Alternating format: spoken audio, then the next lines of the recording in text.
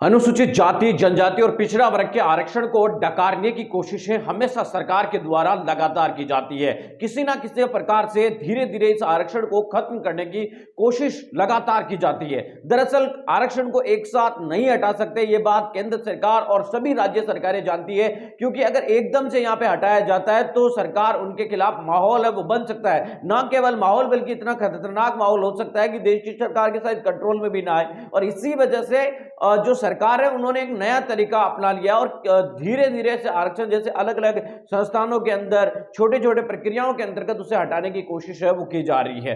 बड़ी अपडेट हम आपको बता रहे हैं कि एक ड्राफ्ट है वो सामने आया था यूजीसी की तरफ से। यूजीसी आप सभी जानते हैं कि जो कॉलेज लेक्चरर, विश्वविद्यालय लेक्चरर्स की भर्ती करवाती है, उस यूजीसी के द्वारा एक ड्राफ्ट तैयार करते हुए उन्होंने जो लिखा था वो आप अपनी स्क्रीन पर देख पा रहे हैं कि पीटीआई का स्क्रीनशॉट है, जिसमें उन्होंने लिखा था कि यूजीसी ने यह सुझाव दिया है कि उम्मीदवार नहीं होने पर एससी, एसटी, ओबीसी पदों का आरक्षण हटाया जा सकता है। यानी केंद्रीय विश्वविद्यालय अनुदान आयोग के नए मसौदा निर्देशों में यह सुझाव दिया गया है कि अनुसूचित जाति, जनजाति, अन्य पिछड़ा वर्गों के उम्मीदवारों के लिए आरक्षित रिक्तियां इन श्रेणियों के पर्याप्त उम्मीदवार नहीं होने की स्थिति के अंदर अनारक्षित घोषित करके उन्हें हटाया जा सकता है। दरअसल आप सभी जानते हैं कि लगातार इंटरव्यू के अंदर किस तरीके की प्रक्रिया अपनाई जाती है, जहां पर जो टॉपर बच्चे होते हैं लिखने वाले, उनके इंटरव्यू में बहुत कम नंबर आते हैं। इसके अलावा भी कई सारी गतिविधियां हमने देखी है। तो इसके चलते उन बच्चों की सीटें खाली रखी जा सकती है और उसके बाद दलित, पिछड़े, आदिवासियों की जगह पर सीटें अन्य वर्गों के लोगों के द्वारा भरी जा सकती है। ये जो यूजीसी की तरफ से सुझाव दिया था, लेकिन इस सुझाव के सामने आने के बाद लोगों में काफी ज्यादा आक्रोश फैला और आक्रोशित लोगों ने जमकर केंद्र सरकार और मोदी सरकार के खिलाफ नाराजगी व्यक्त करते हुए उन्होंने खरी खोटी सुना दी। इस मामले में बहुजन समाज पार्टी की राष्ट्रीय कोऑर्डिनेटर आकाश आनंद ने भी लिखा, जो आप अपनी स्क्रीन पर देख पा रहे हैं। भारत के शिक्षण संस्थानों में केंद्र सरकार आरक्षण खत्म करने का जो असंवैधानिक तरीका ढूंढना लागू करना चाहती है, वो सीधे सीधे एससी, एसटी, ओबीसी आरक्षण को खत्म करने की एक सोची समझी साजिश है।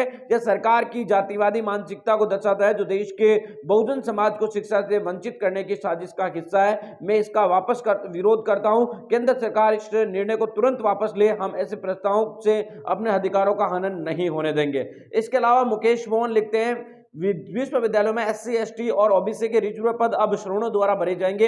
ये फैसला प्रधानमंत्री कार्यालय से हुआ है, क्योंकि यूजीसी का चेयरमैन प्रधानमंत्री को रिपोर्ट करता है और पीएम नरेंद्र मोदी आरक्षण विरोधी है।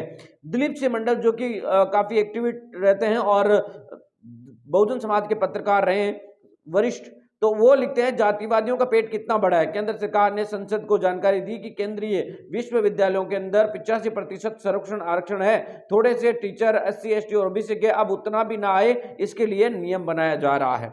जेके यादव लिखते हैं, एससी, एसटी, ओबीसी उधर जय श्री राम के सिलेबस में लगा है और इधर उनका यूजीसी हक खाने वाली है। अगर एक यूनिवर्सिटी में शिक्षकों की कुछ भर्ती निकलती है, उसमें category wise SC, ST, OBC सबके पद बांटे जाते हैं। अब तक यह था कि अगर कोई एससी, ओबीसी पद नहीं भरता तो उसे एनपीएस कर दिया जाता था, यानी कि उस पद पर कोई व्यक्ति नहीं मिला जो जितनी मिनिमम योग्यता रखता तो उस पद को खाली छोड़ दिया जाता। लेकिन अब आपको बता दें कि यूजीसी के नए प्रोग्राम के चलते उन खाली सीटों के ऊपर मोस्ट लाइकली श्रवण पदों के द्वारा एक खाते में चले जाएगा। इसके अलावा डॉक्टर जितेंद्र मीणा, भारत आदिवासी पार्टी के प्रवक्ता, वो लिखते हैं, यूजीसी ने ड्राफ्ट बनाकर दे दिया है कि आरक्षित सीटों पर श्रवणों को कैसे लगाया जाए। अभी तक ये चोरी होता था, अब खुलेआम कर लीजिए, बाकी आप सब तय कर लीजिए। तो इस तरीके से आपको बता दें कि सोशल मीडिया पर एक समय कास्टिस्ट यूजीसी के नाम पर ट्रेंड भी चल रहा था। पूरे सोशल मीडिया पर इसका काफी ज्यादा विरोध हो रहा था। दरअसल कुल मिलाकर बात समझने की आप कोशिश कीजिए कि पहले जब भी यूनिवर्सिटियों के अंदर या कॉलेजों के अंदर कोई भर्ती निकलती थी तो उसमें एससी, एसटी, ओबीसी के सभी के पद होते थे और उन पदों में अगर कोई व्यक्ति योग्य नहीं मिलता था तो उसको बैकलॉग हम जिसे कहते हैं या कहते हैं खाली छोड़ देना, उसे मान लिया जाता था। लेकिन अब जो नया ड्राफ्ट जो निकल कर आया था केंद्र सरकार की तरफ से, जो यूजीसी की तरफ से सुझाव दिया गया था, इस यूजीसी के सुझाव के मुताबिक यह था कि अगर एससी, एसटी, ओबीसी का कोई योग्य उम्मीदवार नहीं मिलता है उस पद के लिए, तो वहां पर आपको बता दें कि अन्य जो लोग हैं, खासतौर से श्रवण समुदाय के, उन लोगों से भरे जा सकते हैं। पिछले दिनों आप सभी जानते हैं कि केंद्र सरकार ने खुद बताया था संसद भवन के अंदर कि भाई 85% से भी ज्यादा जो है आज यूजीसी के अंदर यानी विश्वविद्यालयों के अंदर जो टीचर है वो श्रवण समुदाय से आते हैं और 15% या उससे भी कम लोग जो है बाकी समुदायों से आते हैं। तो इस प्रकार आप सोच सकते हैं कि कितना बड़ा रेशियो है और जो बचा कुचा रिजर्वेशन था उसको भी खत्म करने की साजिश है।